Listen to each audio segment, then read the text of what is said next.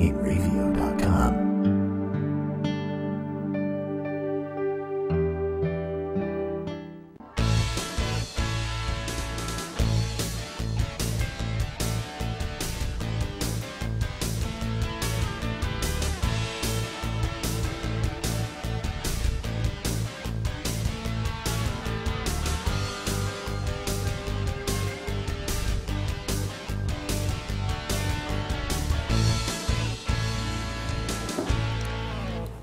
Hello again, everybody. This is Joe Larson, and you're watching the 5 On Racing Show live from New York. Tonight's show, we're going to go over a lot of things. We're going to go over the results from Bristol. There was a lot of racing in the Bristol Motor Speedway down in Tennessee. We're going to take a look at our Lost Speedways segment, looking at the Bridgehampton on Long Island, New York, Texas World Speedway in Texas, and Trenton Speedway in New Jersey.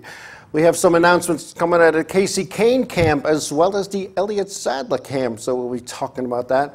And we'll just have some race talk, and we'll wrap this show up and be on for another week. But we're going to start tonight's show, something I don't normally do, but it's something I felt I had to do.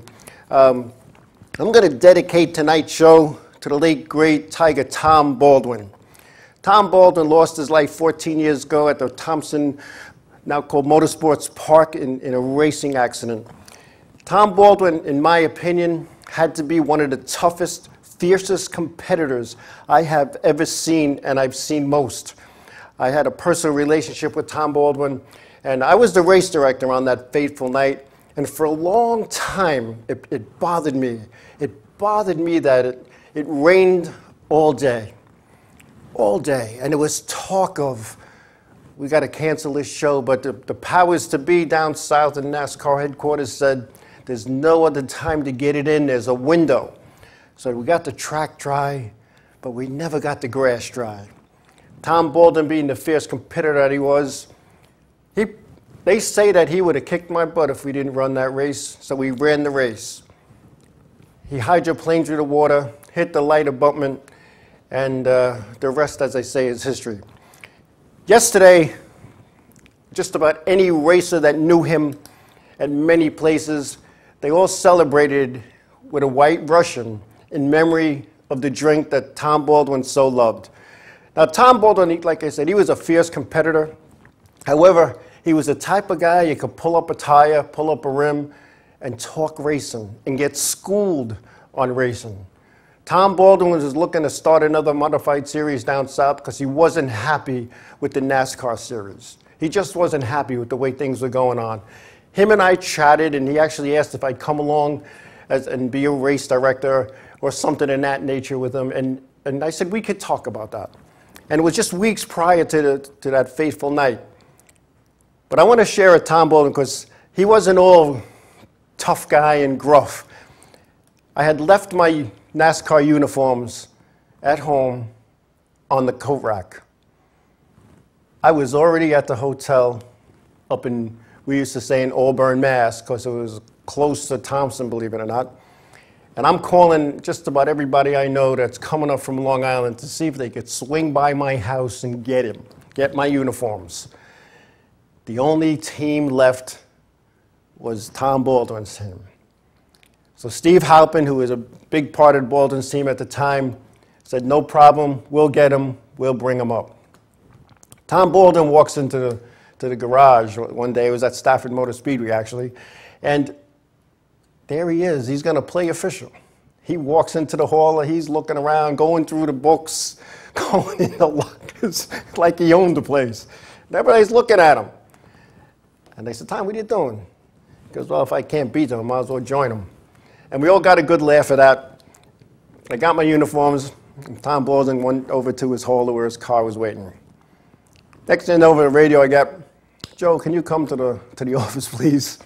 So I go to the hauler office, and there's Ed Cox, Bill Bryce, the old man. And they're like, you couldn't call anybody else? I said, he was the last guy. You should have just came in civilian clothes. And we got a good laugh out of that. And not only in the official group, but with Tom as well. A lot of good memories from Tom 14 years ago, tragic night. But his memory still lives on, and I dedicate tonight's show to his memory. The guy I'll tell you that one night was bad and it haunted me for a long time, but I'm thinking about all the fun we had with Tom Baldwin. At Mohegan's son, when he was voted most popular driver, and he carried that trophy into the casino to show everybody at Mohegan's son that he was the most popular driver. And you know what? He still is. Rest in peace, Tom. We miss you. Anyway, a lot of action at the Bristol Motor Speedway down in Bristol, Connecticut. And what a place, what a place. I love that place. I worked it, I played there. I've been involved with Bristol since the modifieds, even before the modifieds had gone. But just about any series that was a series ran at Bristol Motor Speedway this past weekend. And we're going to start off with the Cup results, the Monster Energy NASCAR Cup results from there. The winner, Kurt Busch. Kyle Larson was second. Chase Elliott third. Joey Logano fourth. Eric Jones was fifth. Clint Boyer sixth. Ryan Blaney seventh. Alex Bowman eighth. Jimmy Johnson was ninth. And Kevin Harvick rounding out the top 10. In the Xfinity, the next event will be Darlington, September 2nd. And the Monster Mile. The Xfinity Series, they also ran at Bristol. We have Kyle Larson winning that event. Christopher Bell second. Justin Allgaier third. Cole Custer fourth. Joey Logano was fifth. Elliott Sadler sixth. Michael Annett seventh. Chase Elliott eighth. Then we have Tyler Reddick ninth and Mac Tift rounding out the top 10. Their next event will be at Road America in Elkhart, Wisconsin, coming up next weekend. So that's always an interesting place to go. The Camping World Truck Series was at the Bristol Motor Speedway, an event that I worked pit road for many times with the Truck Series. And we had Johnny Sordo, the winner there. Stuart Friesen was second. Another lap or so, he would have had him. Thank goodness it ended, because Johnny Sordo was facing some tough trouble there. John Hunter Nemechek was third. Parker Klingerman fourth. Todd Gillian was fifth. Justin Haley sixth. Ben Rhodes was seventh. Matt Crafton eighth. Noah Gregson ninth. And Grant Enfinger rounding out the top 10. And the Whelen Modified Series. I'll tell you what, Justin Bonsignore is tearing up the Modified Series.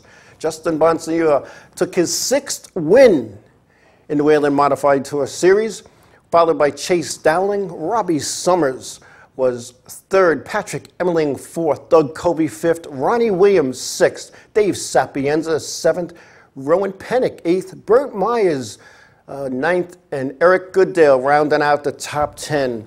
Bonsignore with 6 wins has a 62-point advantage over second place point challenger Chase Dowling. So for all intents and purposes, John Bonsignore could stay home one race and then Chase Dowling won it, he'd still have a 12-point lead. So, you know, when you look at this team, the M3 Technology Phoenix team put together by Kenny Massa, he has assembled the finest group that any team could put together. Nothing against the other teams, nothing against Flamingo Motorsports, nothing against any of the teams that run the Bowler family, or even when the 4th team, the Mystic Missile, was running. This team gels. This team works hard and they play hard. Now, I've known Justin Bonsignore for quite some time, close to 20 years, when he was just a kid racing go-karts at a little 1/10 of a mile racetrack on Medford, Long Island, moving up to Riverhead and racing there when they ran the EKRA, and then moving into Chargers, which is almost, for those who don't know, like a street stock class at Riverhead, and modifieds. He's been successful in everything he's raced.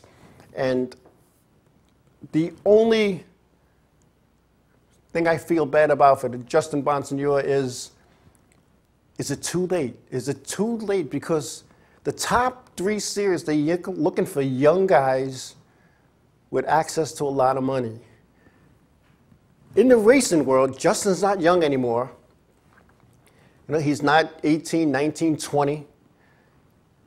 But I'll tell you what, some team might want to scoop him up because he has the patience of a saint racing, and I've never seen him race anybody dirty. He races clean, he races hard. He's not going to give you an inch, but you're not going to take an inch away from him unless you earned it. And I know it's early. I know there's a handful of races left, but I got to say that it looks like this team's well on its way to a championship in the NASCAR Whelen Modified Touring Series. This is a kid that they're going to still be talking about in the years to come because he makes it happen. And with any driver, and you go back to the best of them, it's a team effort. Yeah, the driver's out there making lefts and rights and going down the straightaways and passing people and finishing races, because to win a race, you got to finish it. But that doesn't happen without a car owner who's getting the right sponsors in place to help pay the bills, and whatever's not covered, he pays himself and gets. Finding a crew chief that gels with your driver, because I know that was a little issue there for a while, and you had some good crew chiefs along the way with a lot of experience and a lot of racing knowledge, but now he's got a crew chief who he could work with, and they work together, and it's almost like they think as one. Every aspect of this team has worked hard to get where they're going, and it's a team effort. And any race car drive will tell you, I got to thank my crew chief, got to thank my sponsor, I got to thank my spotter, I got to thank my car owner, I got to thank all these people. And a team's weakness is only with the weakest link in that part. You don't have a good chassis program, you're not winning. You don't have a good motor, you're not winning. If you don't have a good crew on pit road, you're not winning. You don't have a good crew in the shop, you're not winning. Because races are won with those elements. They're won in the shop, they're won with good equipment. And when I say good, you got to have the best of the best in a series like the NASCAR Whelen Modified Tour, that the competition is so tight that, and I'm going to say that on any given day, 3/4 of the teams racing in that series could win. The other quarter is still competitive and belongs in that series for the most part. But that series is tough. And the way you win races is you finish them. The way you win races is you qualify well, and he's qualifying well. You know, they don't miss a trick. And I don't mean a trick in a way of they're trying to get things over on NASCAR. No, they don't do that. The team is good. It's a good family operation. The Bonsignor family are great people. Kenny Master and his family, he has young boys and a wonderful wife who's behind this 100%. And again, that's key. Everybody needs to be in the boat. And you just take one person not in the boat, and the championship season could dwindle to you're not even in the top 5 or even the top 10. So congratulations to Justin Bonsignor, Kenny Master, and the entire M3 Technology team, because they paid their dues. They paid their dues with chassis that didn't work for them, motors that kept blowing up, crew chiefs that I wasn't there, I don't know what went on, but didn't work out for whatever reason. Now they're gelling. Now it's happening. And when Justin came into the series with that car owner, I spoke to that car owner before he even bought a car. And I explained to him the commitment, the cost. And I've said this before, and he was like, no problem. I could do this. And he's a man that wants to win, and is a man that wants to win, and he put together the best people. So there's 6 wins with it. Like I said, 3 or 4 races left. You know, he could basically just ride around and stay out of trouble and still win this championship. But they're not like that. They are tough competitors, and second is the first loser in their book, let me tell you. But it's all good for them, and I enjoyed it. Anyway, we're going to take a break, and we come back. We're going to talk about our Lost Speedways, the Bridge here on Long Island, Trenton Speedway in New Jersey, and of course the Texas World Speedway when we come back.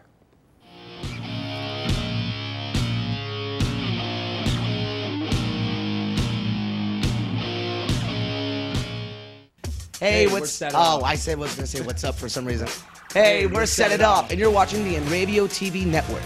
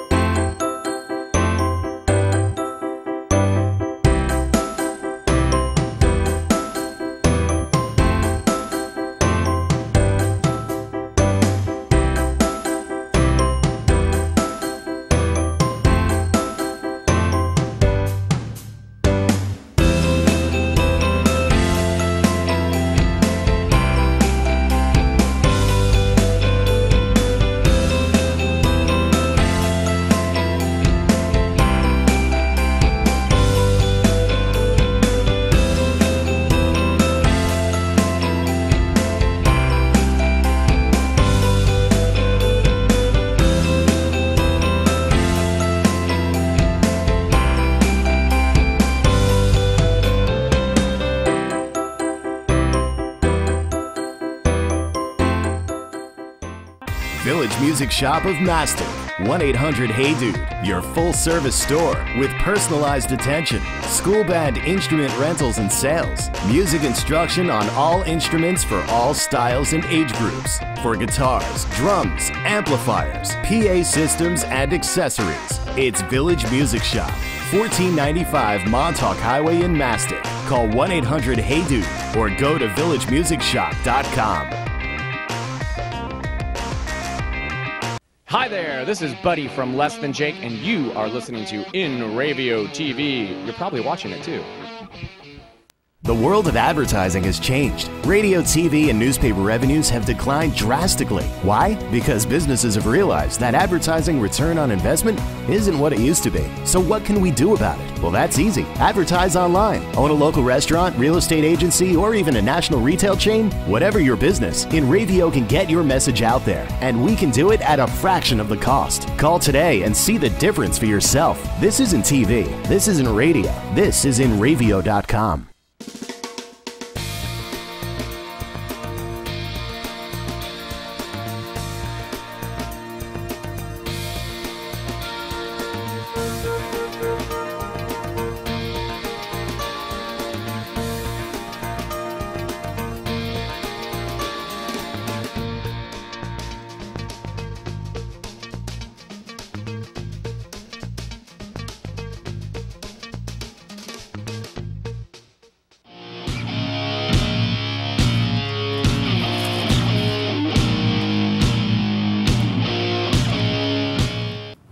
Welcome back, everybody. Welcome back. I want to welcome some folks that I see that are watching. Some of them, it looks like they're, from my memory, your first-time viewers, so welcome. And we have modified tour, former modified tour driver, Ed Flemke Jr. on. Ed, a very fierce competitor in the NASCAR Wheel and Modified Tour, who, I'll tell you what, builds race cars, builds modifieds with his company. And I'll tell you what, if I was ever going to build a modified, I'd be going to Ed Flemke because he knew all the tricks of the trade. So welcome, Ed. And Ed Cheslak, a Long Islander who's been involved with racing on Long Island for a long time. So welcome. And my good buddy, Davey Schneider. How you doing, Davey? He's the guy that would follow me around and take pictures. But anyway, Lost Speedways segment. We got 3 tracks to talk about tonight. We're going to start off, I guess, with Bridgehampton. Bridgehampton, located on Long Island, was a road course. And a lot of series races, but it's located near Sag Harbor, New York, on the North Fork of Long Island. And the circuit opened in 1957, following a series of private road races ran from 1949 to 1953. It was one of the first road racing facilities in the United States, opening after the Thompson Motorsports Park in Connecticut and Watkins Glen, as well as the same year that Lime Rock opened. Early years saw the sports car events like the Can-Am and NASCAR racing. And the first races were held throughout the Bridgehampton town on public highways throughout Noyak and Sag Harbor. And that was from 1915 to 1921. There's a picture. That's an historic site that is still standing today. And due to a driver's wreck and death Not only at Bridgehampton, but around the same time at Watkins Glen, New York State authorities banned racing on public roads. They just banned it. Now, local racing enthusiasts formed the Bridgehampton Road Racers Corporation in 1953 to finance the building of a permanent facility. They had 550 acres that they purchased over time and had all of that in 1956, constructing a 2.85-mile, 13-turn road course. The first event on that course was in 1957 with sanctioning from the SCCA. Locals started complaining and wanted the facility to be closed due to the noise and due to the traffic on race days. They were fighting and fighting and fighting for years, and finally in 1983, the town passed an ordinance limiting noise, ending professional racing at the bridge. Now, portions of the track are preserved today, such as the Chevron Bridge, and the grounds that surrounded the racetrack are still the way they were when it was a racetrack. However, the grounds have been turned into a golf course. Now, back in the day, NASCAR ran 4 events there. They ran in 58, 63, 64, and then 66, but it was mostly SCCA and Can-Am type cars that raced there. And I'll tell you what, back in, I'm going to say the mid to late 80s, I had gone out there on business with my job to see a couple of clients, and the guy's place was in, his building was in what was the pit area of the speedway or the road course. And I said, I can't believe this is still, because I had heard that it closed and they were going to tear it down and build condos, because that's what they seem to do these days. And he goes, no, the track's still intact. It's sandy, it's got weeds in it. And I actually did a lap on it with my personal car, and I had a real good time with it. So Bridgehampton, you know, back when this was built, there was nothing out there. There was nothing. It wasn't the tourist, the trap thing that it is now. It wasn't a vacation place. It was kind of desolate. And yeah, there were people that went out to the Hamptons and they went out to, you know, Montauk. But, you know, Bridgehampton, Sag Harbor, it's in the Sag Harbor harbor there. There is a harbor, that's why it's called Sag Harbor. And it's nestled between the North and South Forks, more north than to the south. But, you know, one of those places that a lot of people race at. Paul Newman used to go out there and race his sports cars in the Sports Car Club of America. And I can remember seeing him on the expressway towing out. And I say towing out in his own little vehicle with his race car in the back of it. And, you know, you could beep your horn and wave to him, and, you know, and he'd wave back. But it's a shame that that place, I mean, it's still there, technically still there, but racing will never happen there again like it was in its heyday in the 50s and the 60s. And that was part of when the Cup guys, the Grand National cars, did that little stretch. They did Bridgehampton, they did Islip, they did Trenton. And it was just, it's a shame that it just went away the way it did. Anyway, Texas World Speedway. Not to be confused with Texas Motor Speedway, which is still operating under the auspices of Bruton Smith. Texas World Speedway is built in 1969. It was one of only 7 super speedways of 2 miles or more in the United States. The track is located on State Highway 6 in College Station, Texas. In addition to the 2-mile oval and several road course configurations that it has as well. The oval track configuration is closely related to Michigan Speedway, and the track had fallen into disrepair in the 1980s, and both NASCAR and Indy racing used the facility up until then and stopped due to the poor racing conditions, the pit area, the grandstands, and a bunch of other things. In 1991, Ishan Speed Sport Incorporated purchased the facility, repaved the track, and did other minor repairs to make it a safe facility. There's a picture of the speedway. You see the oval, but you see the road courses that go around and through the facility, and they could configure that to many different types of road courses.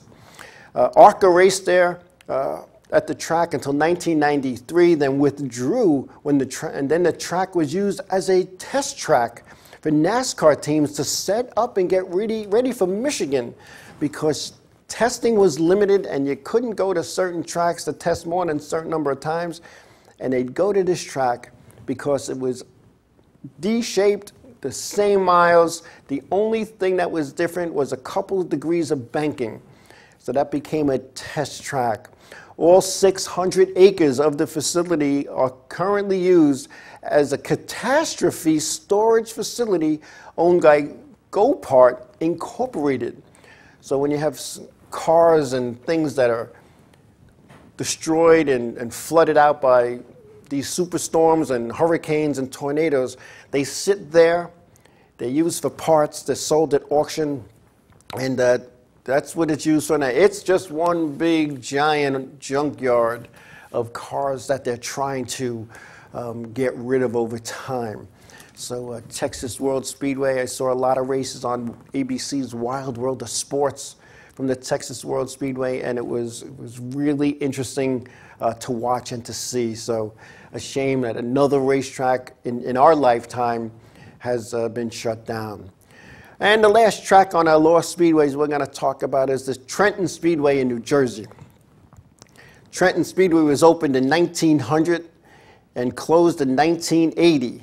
USAC, CART, and NASCAR held events at the facility.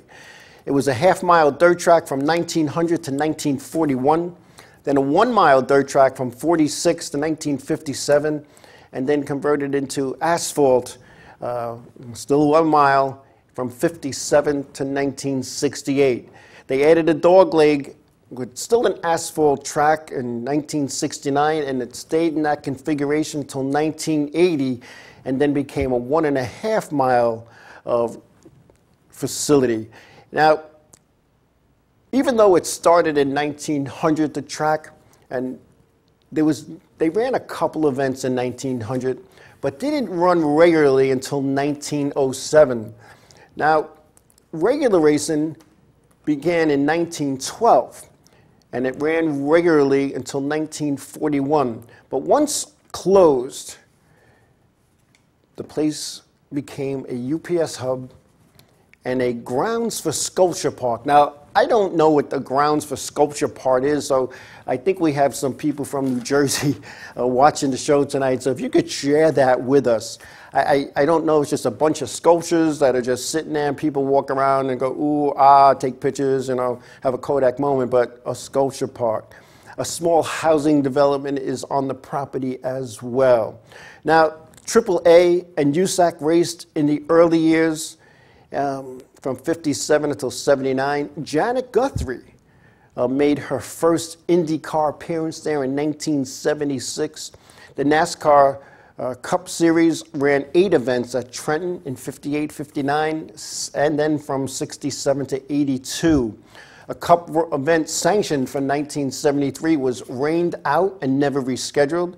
And then Trenton was on the original 1974 NASCAR schedule, but was removed from the race schedule to add a race in Pennsylvania at the Pocono International Raceway. Modified events were held here as well from 58 to 71 on and off, and it was just one of those places that, if you Google Trenton Speedway and Google the races, the crashes, the place was a place to watch races. And I never had the opportunity to go to Trenton, but when I sit around with the guys in the garages and the pits and we talk about these old tracks, my modified buddies talk about Trenton. So 3 more racetracks that we've talked about on our show here that are gone, but they're not forgotten. And again, folks, it's important. Support your local racetrack, because when they're gone, they're gone. And and I go on social media and people want to knock the racetrack, the local track. They want to knock the promoters. They want to knock the officials. You know what? When it's not there anymore and you have nowhere to go on a Friday night or a Saturday night or a Sunday afternoon, you know, think about all the times that you knock the place. Instead of trying to promote the place, instead of trying to get your friends to come, or other family members, or help a guy that has a car, help a guy financially, help a guy with your hands, help the guy, bring him food, something. Keep your local racetrack going. Because, and I'm going to say it again, when they're gone, they're gone. But we're not gone. We're going to take another break, and we come back. We're going to talk about some retirement news, if you could believe that, when we come back.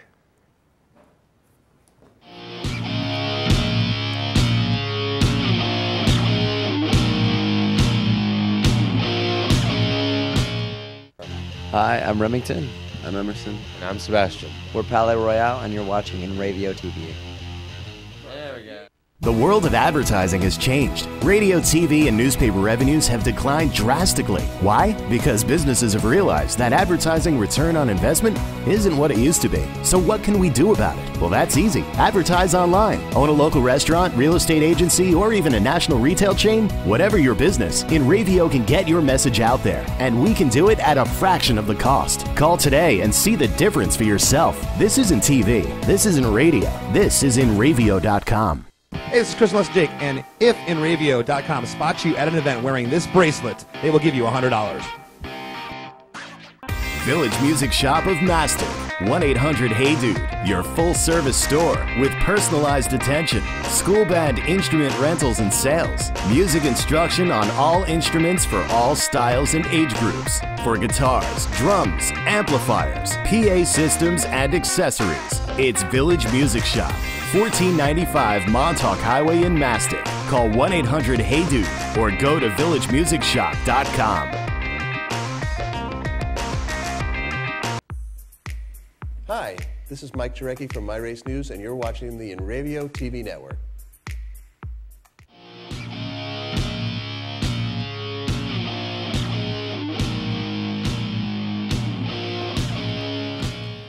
Welcome back, everybody.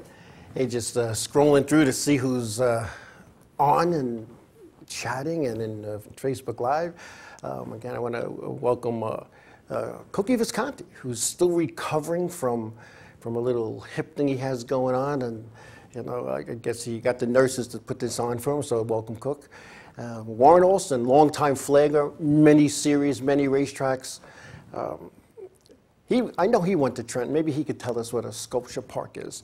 And I see Eddie and Kahne Partridge, owners of the Long Island's Riverhead Raceway. So welcome, welcome. And if any of you folks missed the first segments, go back and catch it in the archives, because again, this show is done tonight in the memory of Tom Baldwin. Again, one of the toughest competitors I ever saw run, and nothing against Charlie Jazombak and Richie Evans and the guys of those times, that era. You know, Tom Baldwin was the type of guy, man. Man, oh man, I remember having to deal with him on certain levels one time. And a quick Tom Baldwin story. We're at New Hampshire. He qualified 7th. He had one of the fastest cars I ever saw him have at New Hampshire. He was all, I'm telling you, he had a big chest as always, but he was out there. I qualified 7th. And he was late for the driver's meeting. Mike Helton, president of NASCAR, is holding the meeting. I'm trying to find Tom Baldwin. I can't let my Long Island guy be late. I can't find him. So I got to go to the meeting because I can't be late. I'm on the payroll. And there he walks in, and they acknowledge his presence. And they said, Tom, you're late for the driver's meeting. You got to start last. Now, we started like 40 cars that day. He was not a happy camper. And he got on my case of how I should have protected him. He was always there for me, and he was. But I can't go against Mike Helton, because in the realm of NASCAR, Mike Helton is here, and I'm way down there somewhere. So it was unfortunate, but again, those are the Tom Baldwin stories you have. He was just one of those tough guys, and if he didn't make a tour race somewhere, somehow, sometime, and he could make it down to Long Island to run Riverhead, he'd call up Big Bob O'Rourke when they let him rest in peace and said, Bobby, sweep the outside groove, I'm coming. And you know, a lot of people didn't like when he was talk like that, but you know what? That was Tom Baldwin. And that's all I could say. But anyway, yes, some retirement news. And one I'm not surprised at, and that's Elliott Sadler. Elliott Sadler announced Wednesday he will conclude his full-time career in NASCAR. His reason, to spend more time with his family and be a presence in the lives of his children. That's me at Elliott Sadler. We had a little golf thing together a few years back. I definitely need a haircut, and I'm glad I went on that diet looking at that picture. But fun time. And it was, in fact, I believe, the first Tom Baldwin Memorial golf outing. And we had a great time that day. But Sadler, he turned 43 in April. He began his career with NASCAR in the Xfinity, which was the Busch Series at the time, with a start at South Boston Speedway in Virginia. He has 841 starts in the top 3 series, Cup, Xfinity, and Camping World Truck Series. He has 3 wins in Cup and 13 Xfinity wins. Sadler currently races for JR Motorsports, finishing second in the points the last 2 seasons, and he has a shot at the championship in the Xfinity Series for this year. And I'll tell you what, there's no better way to go than go out as a champion. Elliott Sadler, and I've said this on this show, and for the regulars, they all know, and I used to say and still believe that Elliott Sadler is the best driver not in Cup. And I look at some of these other guys that are in the Cup Series, and I'm like, why does Elliott Sadler not have a ride? But I'm sure there's politics, I'm sure there's sponsored things, but his sponsor, One Main Financial, has elected not to come back in 2019.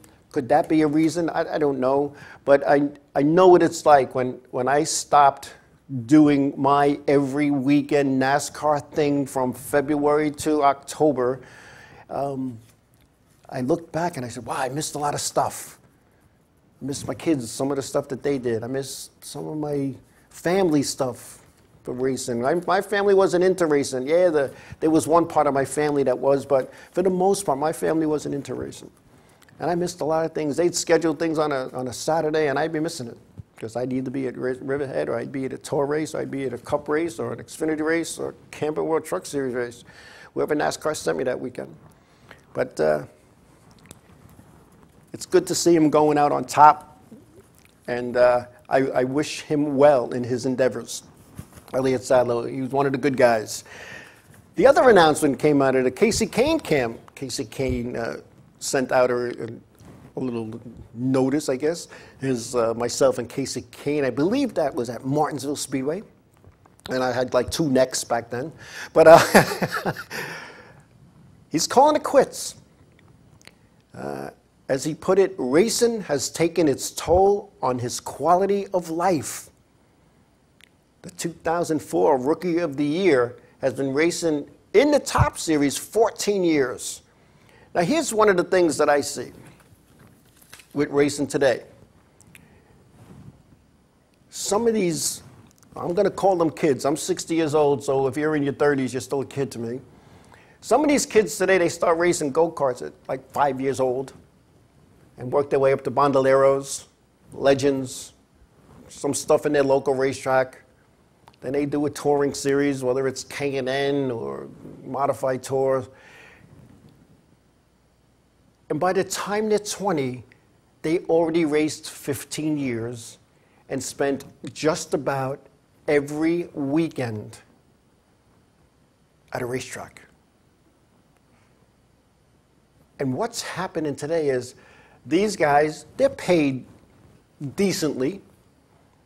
Some more than others, obviously. And they probably have everything that they could ever want.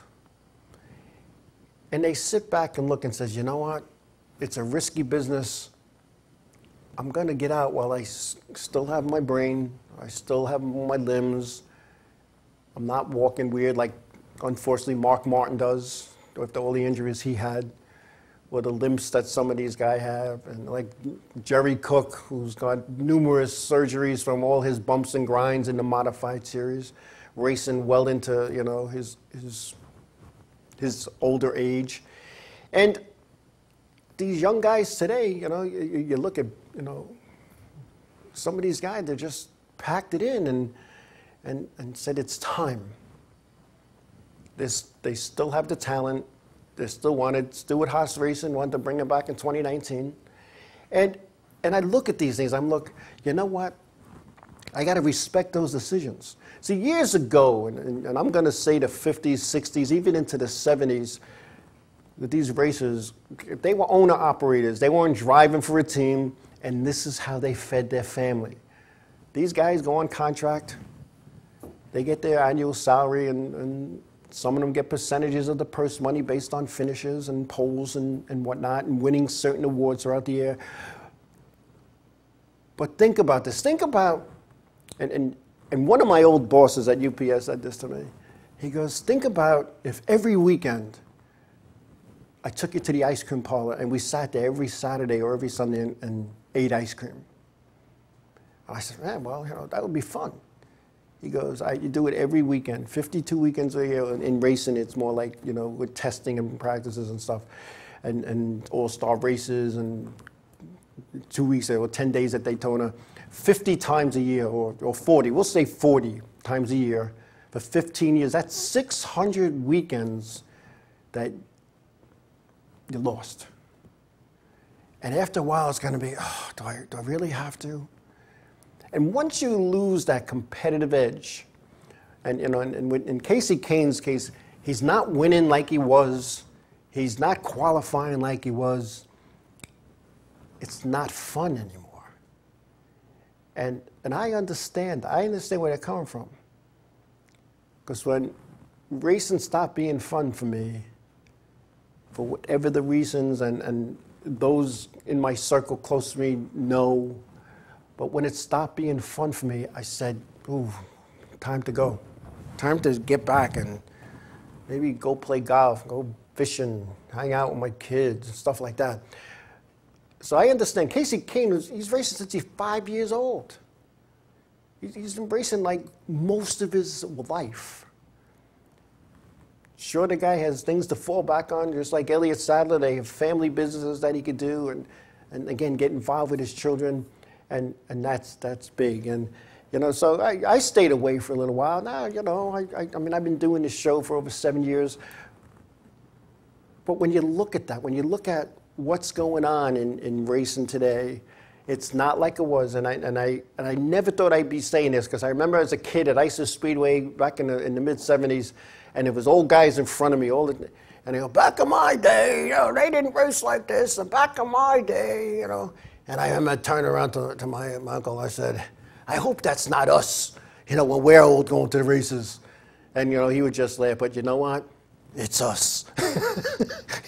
You know, because back in our day, you didn't start racing at 5 years old. Back in my day, you got to ride based on talent, not how much money daddy had or what sponsor you could bring along with you. Because the big teams had, I'm going to call them scouts, that used to scout the short tracks looking for talent. Think about that. And it was like, let's give this guy a shot. Let's throw some money at his weekly car, at his weekly track, and see what he does. Let's bring him on, develop him. Now NASCAR has a development program, you know, a diversity program. They're trying to build the sport up. But I understand Kasey Kahne, what he wants to do, and because he's a young kid in my book. But Elliott, Sadler, all right, it's time. It's time. He has nothing left to prove in racing. Nothing left. All right. So with that, we still have time left. So we're going to take our last break, and when we come back, we'll have some race talk, some race chat, and wherever anybody wants to say when we come back.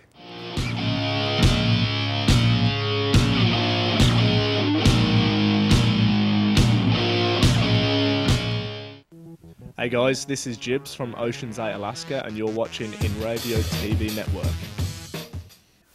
Hey, I'm Raul Panther. And I'm Commander B. Hawkins. And I'm Richard Weller.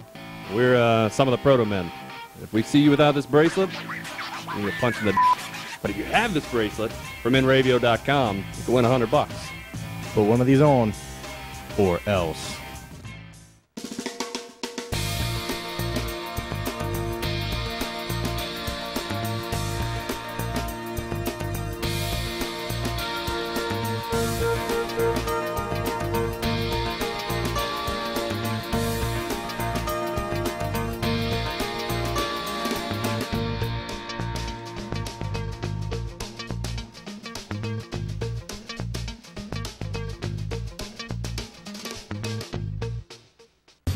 What's up, guys? This is Assuming We Survive, and you're watching Inravio TV Network.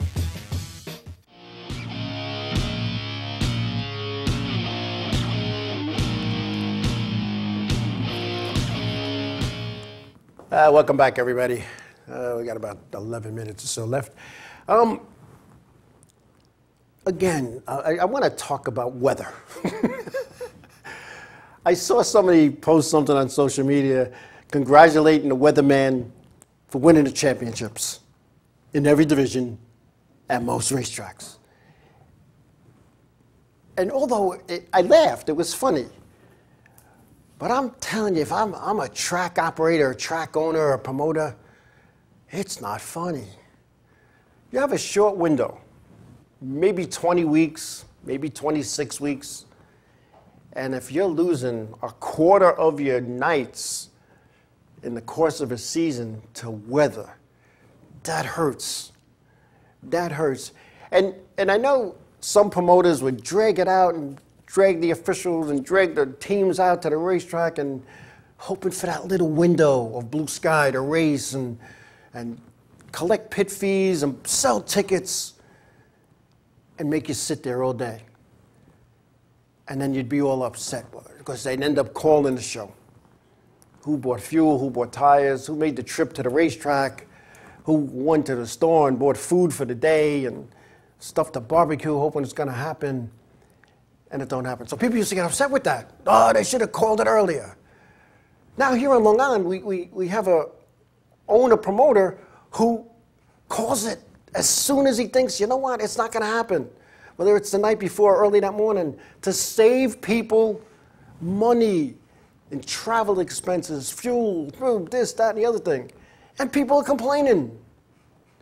You know what? I'll tell you what. I'm not a track owner. But I can only imagine starting on Monday, I'm going to look at the weather reports. How's it looking? How's it looking? Oh, rain. Oh. And then Tuesday. Oh, no rain. Thank goodness. Wednesday, rain. And you still got to get the place ready. You still got to get it cleaned up, touch it up with some paint, order food, get it in, you know. And now it's Friday morning, and they're looking, it's raining. This isn't happening. So what do? You got to make a decision. You got to make a business decision. Am I going to spend that time in trying to hope for a window, or am I going to save my fans and my crews and my team's money and pull the plug? Now, I know at my local place here on Long Island Riverhead Raceway, they've pulled the plug, and they pulled it early sometimes, but I'll tell you what, they haven't been wrong yet. People will say, what do you mean? What do you mean? It's sunny here. It's sunny in Glen Cove. Okay, but it's pouring in Riverhead. Or it's coming that way. It's tough. It's a tough call to make. Again, because you only have, 20 or so days to operate. And when you got to pull the plug, think if you had a store and, you open 5 days a week, but 2 days a week you got to close. That's tough. That's a tough call to make. So instead of bashing the racetracks, and I'm not just talking the one that's close to where I call home, but all the racetracks that have weather issues, instead of bashing a decision, say nothing. It's not good for anybody. Yeah, oh, it stinks, it rained, oh my goodness, what am I going to do on Saturday? I don't know, go bowling. Take your wife or girlfriend to dinner, or your boyfriend or husband to dinner. Take your kids to a movie. They want to say, oh, what am I going to do? Oh, you know, you sit there crying because the weather's bad. Come on. It's not the promoter's fault. It's Mother Nature. And it's going to rain. And some days it rains a lot in the summer on Saturdays, and some days, summers it doesn't rain at all. It's a tough call. But you know what? Do you think any promoter or track owner wants to sit back and say, yeah, let's not run this week. Not going to make any money, so because it's rain. No, they think about the safety of the teams and the crews, the track crew. There's a lot that goes on to pulling the plug. And my hat's off. I don't know if I can handle that pressure. I don't know. I'd be freaking out. It's a tough call to make. So just stop with the negativity on social media. And I see that every racetrack across the Northeast, and I go into their whatever, their sites, their Facebook pages, and people are complaining out, hey, call the show, what the heck? You know, yeah, they did. You think they wanted to call the show? Do you think the Roots up at Stafford, they want to call the show? Or the Honigs up at the Thompson Motorsports Park? Or the Krause family in Wall? Do you think they get joy in calling the show? That's revenue loss to them. When they look at their budget, they base their budget on, we're going to run this many nights, we're going to make this much money, we're going to pay out this much money, and this is what we got left, hopefully. Now, you're paying out the same kind of money other than purse money, but you're paying out the same bills. Your taxes don't go down because you missed a night. Your insurance don't go down because you missed a night. You still got to pay the electric bill. All of those things. Your maintenance is still going to be the same. But nobody came in the seats, and nobody bought a hot dog or a beer or a soda. It's a tough call to make. So, folks, please, I ask you to stop the track bashing. Stop the official bashing. If you really think the officials are that bad, become one. Volunteer for a season. See what it's like. See what it's like when a guy you know forever and ever wins a race and goes through tech, and you got to say, you're too light. Your motor's no good. This is illegal. It's not like you could say, I don't know, you're my friend, don't worry about it. No, you can't do that. You got to make the call. You got to make tough decisions. And, you know, and I was yelled at. I was screamed at. My life was threatened. They were going to blow up my house, you know, and everybody thought it was easy. And I'm not kidding you.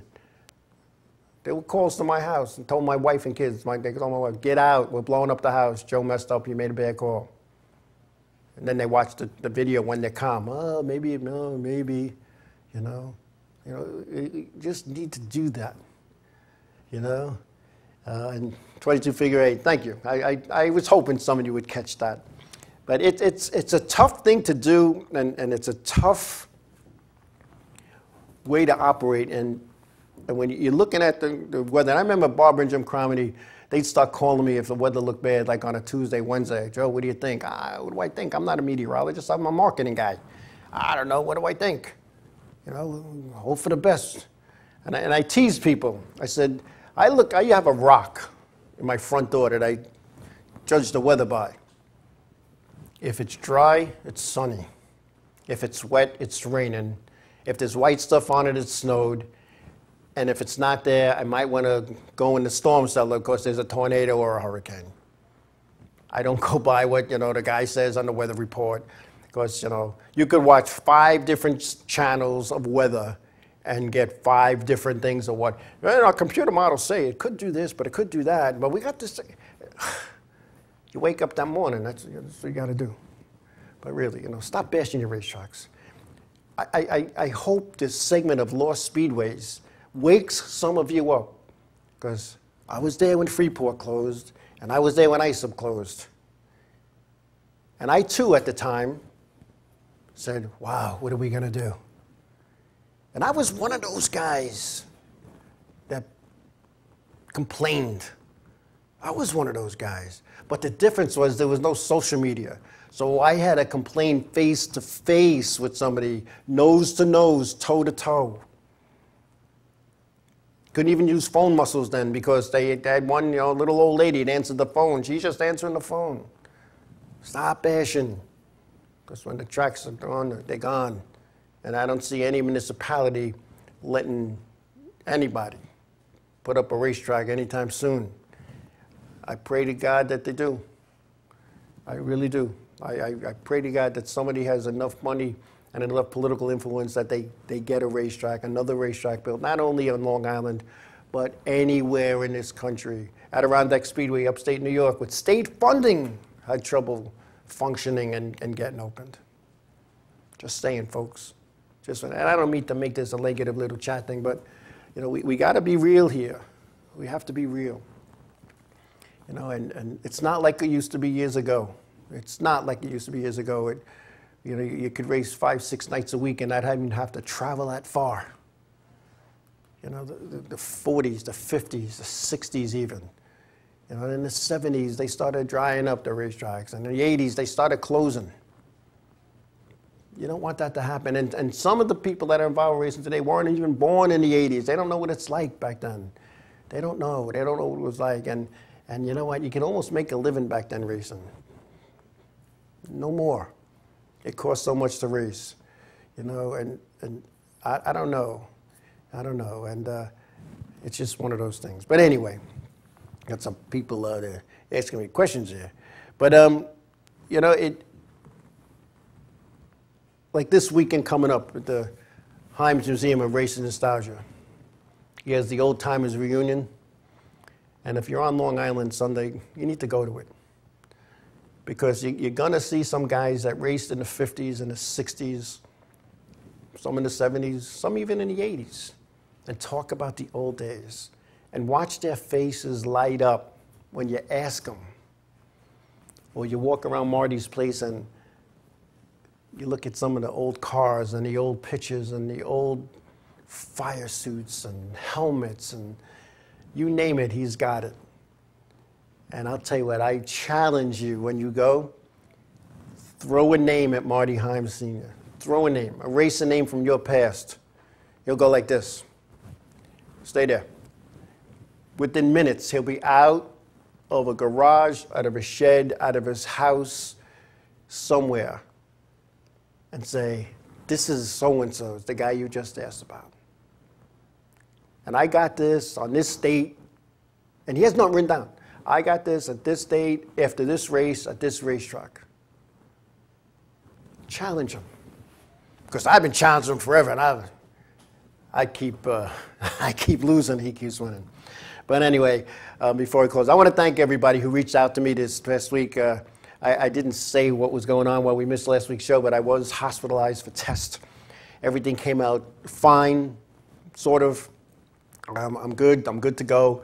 So there was those who called, those who visited, messages, Facebook posts. I thank you. You're sitting there confined to a bed and you're all wired up and you can't move.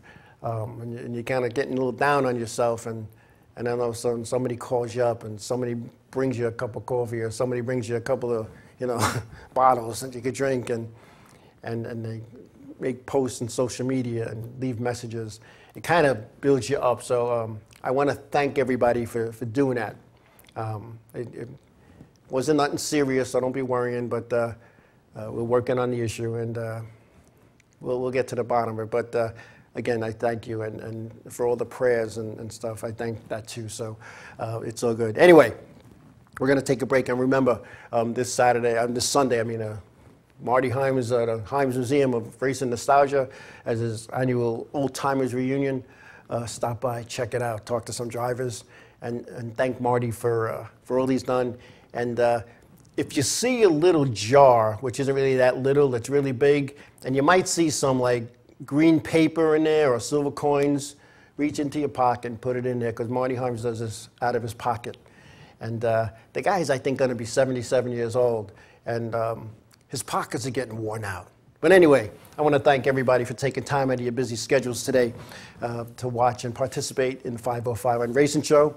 And wherever your endeavors are going to take you this week, I ask you to be safe, be careful, tell somebody you love them, give them a hug. God bless you all, and we will see you next Monday. Good night, everybody.